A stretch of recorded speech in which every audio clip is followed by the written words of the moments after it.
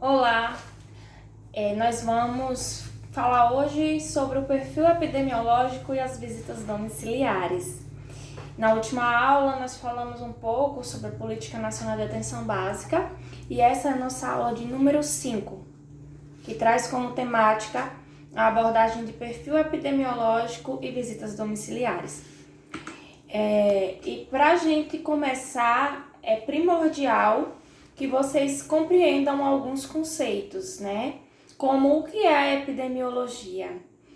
Aí eu já trago um conceito bem seco mesmo da literatura, dizendo que a epidemiologia é a ciência que estuda o processo saúde e doença em coletividades humanas, analisando a distribuição e os fatores determinantes das enfermidades ou doenças, né? Danos à saúde e eventos associados à saúde coletiva, propondo medidas específicas de prevenção, controle e erradicação de doenças e fornecendo indicadores que sirvam de suporte ao planejamento, à administração e à avaliação das ações de saúde. Então, a gente consegue compreender diante desse conceito o que é epidemiologia, né? Que a epidemiologia vem como um ramo da ciência que procura estudar o processo de saúde e doença dentro da coletividade humana, tá? Ver como é que essas doenças são distribuídas naquela coletividade, o que determina o aparecimento ou não daquelas doenças naquela comunidade. A epidemiologia nos auxilia bastante com isso. Na verdade, é a principal ciência, né, que nos auxilia em relação a essas informações de saúde. E aí, até a gente chegar em perfil epidemiológico, nós vamos traçar um caminho de conceitos, como eu falei anteriormente para vocês. Seria bom que vocês anotassem esses conceitos, porque serão conceitos que vocês irão levar para o resto da vida enquanto profissionais de saúde. Seja da qual área for, todo profissional de saúde precisa saber desses conceitos e da importância deles, né? A gente tem até ouvido falar muito em alguns desses conceitos agora, como um conceito de pandemia, né? E aí, começando, a gente traz essa pandemia agora, como todo mundo tá vendo, a pandemia do Covid-19, a pandemia do coronavírus. O que seria uma pandemia? E por que classificar assim por nomes dentro da epidemiologia? Porque na epidemiologia, como ela vai estudar o comportamento das doenças também, é necessário que para cada forma diferente de comportamento dessas doenças exista um nome, né? Exista um nome diferenciado também, certo? A pandemia seria quando acontece uma epidemia que se espalha por diversas regiões do planeta. Ou seja, como a gente está passando essa situação do coronavírus, a gente percebe que foi um vírus que se alastrou por todo mundo. Então, quando uma doença ou um agente infeccioso consegue se alastrar por todo mundo ou por vários continentes, nós chamamos dentro da epidemiologia de pandemia, certo? Que é quando a doença consegue atravessar vários continentes, ela consegue atingir várias pessoas de continentes diferentes, de países diferentes, isso praticamente na mesma proporção, que é o caso do coronavírus, né? Aí nós temos algo chamado epidemia, que muitos confundem, né? Mas a epidemia é diferente. A doença ali na epidemia, ela só vai crescer acima do que é esperado. E ela consegue se espalhar por outras regiões, tá? Diferente da pandemia que se espalha pelo mundo, pelos continentes, a epidemia ela pode crescer acima do esperado. Um exemplo para vocês. É comum ter casos de sarampo. Um exemplo. Todos os anos vão aparecer casos de sarampo. 5 casos, 10 casos. Aí, esse ano, o número cresceu. em determinadas regiões aquele número cresceu. Então, a gente diz que a gente está em frente a uma epidemia. Outro exemplo, nós temos também um conceito chamado endemias, tá? Esse conceito de endemia difere de epidemia pelo seguinte, porque a doença é classificada como endêmica quando ela é típica de uma região, ou seja, só acontece naquela região, como por exemplo a malária, que acontece só em outros estados. A gente não vê muito malária aqui no estado da Bahia, não vê. Ou ela acontece especificamente em determinadas regiões, ou acontece em determinado período do ano, que é o que a gente chama de sazonalidade, ou seja, essas doenças também podem ser sazonais, que elas acontecem em determinadas épocas. Por exemplo, a dengue. A dengue acontece geralmente no verão, com as chuvas e tal, e a gente vê que os casos de dengue aumentam nessa época do ano. E existem algumas regiões que já são endêmicas para a dengue, que só é chover, rapidinho começa a aparecer a dengue. A partir do momento que esse ano foram 50 casos, aí no próximo ano, no ano passado foram 20 casos, esse ano foram 50 casos. Um exemplo. Então, a gente já considera um crescimento inesperado. E aí, essa dengue está passando pelas regiões. Aí, a gente já pode considerar como uma epidemia também. E outro conceito é o conceito de surto epidêmico. O surto é uma ocorrência que geralmente os casos estão relacionados entre si. E geralmente acontecem em instituições fechadas, como creches, escolas, colégios, instituições para idosos.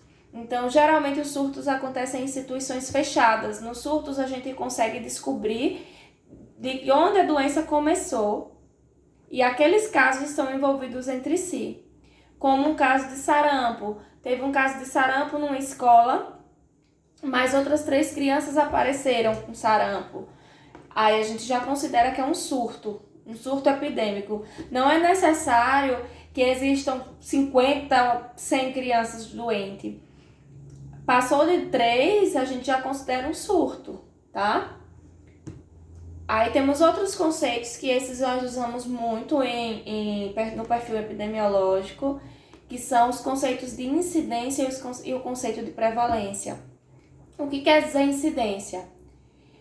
É a frequência com que surgem novos casos de uma doença no intervalo de tempo. E o que quer dizer prevalência? É o número de casos da doença em uma população durante um período específico de tempo. Determina o número total de casos de uma doença em uma dada população e o impacto que isso tem na sociedade. E aí, na prevalência, vão ser somados tanto os casos novos quanto os casos que já tinham. Eita, complicou tudo. Como é isso? Eu tenho na minha comunidade, em tratamento, 30 pessoas com tuberculose. Elas estão em tratamento. Não, vou falar hipertensão. Vamos tirar tuberculose, esquece de falar hipertensão. Eu tenho 30 pessoas na minha comunidade em tratamento porque elas são hipertensas. No mês de setembro, 10 pessoas foram classificadas também como hipertensas e vão precisar entrar no tratamento, certo? Essas 10 pessoas que foram classificadas como hipertensas, elas fazem parte da incidência, ou seja, a forma como as doenças vão surgindo, como os casos novos vão surgindo. E a prevalência que eu tenho é de 30, porque são as que eu já tenho. E aí, o que é que eu vou fazer com esses 30? Eu preciso somar com os 10 novos e vão ficar 40. Então, eu já vou ter 40 casos prevalentes, entendeu? Seria mais ou menos dessa forma. Sugiro que vocês deem uma olhada também nesses conceitos, para se apropriar um pouquinho mais deles, porque são conceitos importantes. Porque quando a gente traz o perfil epidemiológico, nós precisamos saber quantos hipertensos, quantos diabéticos, quantas gestantes, quantas crianças menores de 5 anos, né? Quantos idosos, quantos têm problema disso ou daquilo. E aí a gente precisa saber de que forma as doenças estão se comportando na nossa comunidade. Precisamos saber, em cima de quantos tem, geralmente quantos têm adoecido e por que têm adoecido, para que nós possamos atuar nessa prevenção desse adoecimento. Que quando a gente sabe o porquê, a gente consegue atuar nessa prevenção, tá? E aí a gente vem com o que é o perfil epidemiológico ou a situação epidemiológica. É justamente o levantamento das características tanto sociais quanto demográficas, a ocorrência de mortalidade, as condições ambientais, o consumo coletivo e controle social. E isso vai servir para auxiliar na construção dos planos de saúde, tanto municipais quanto regionais e estaduais. Como é que, como técnico de enfermagem, você vai participar desse processo para traçar perfil epidemiológico? No momento das reuniões de equipe, quando se reúne para conversar sobre a comunidade, em relação às visitas, aos cadastramentos, todos os profissionais vão fazer parte desse momento para ajudar a traçar o perfil epidemiológico, principalmente o agente comunitário de saúde, né? Mas todos vão fazer parte. Porque nesse levantamento dessas características sociais, a gente vai saber questão de renda, a gente vai saber quem trabalha, quem não trabalha, nós vamos ver as condições de moradia, né? Saber quem tem água tratada, quem não tem, quem tem banheiro ou não. A gente vai saber, vai conseguir descobrir várias coisas. E isso que a gente vai descobrir, dentre eles terá o adoecimento e o comportamento desse adoecimento e como essas pessoas e por que essas pessoas estão adoecendo. E eu sabendo por que essas pessoas estão adoecendo, fica bem melhor para poder traçar um plano para atuar tanto com ações de prevenção, promoção, proteção, recuperação da saúde. Tá? Então vai servir para eu prestar um cuidado de uma forma melhor. Lá quando tem nas atribuições, que é a atribuição comum de todos, de acordo com a Política Nacional de Atenção Básica, prestar o cuidado integral ao indivíduo.